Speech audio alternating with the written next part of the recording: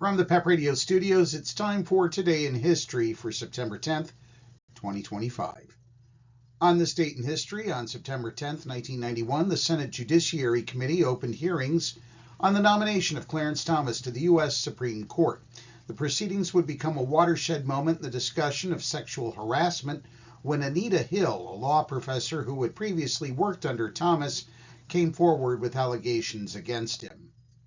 Also on this date in 1608, John Smith was elected president of the Jamestown Colony Council in Virginia.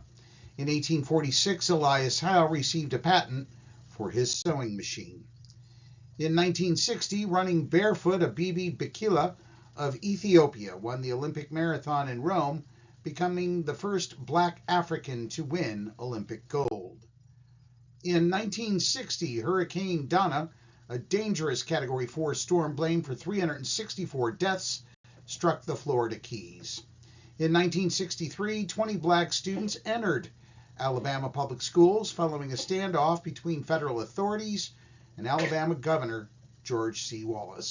In 1979, 4 Puerto Rican nationalists imprisoned for a 1954 attack on the U.S. House of Representatives and a 1950 attempt on the life of President Harry S. Truman were freed from prison after being granted clemency by President Jimmy Carter.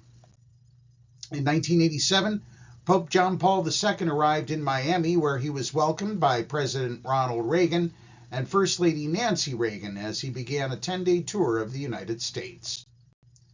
In 2005, teams of forensic workers and cadaver dogs fanned out across New Orleans to collect the corpses left behind by Hurricane Katrina.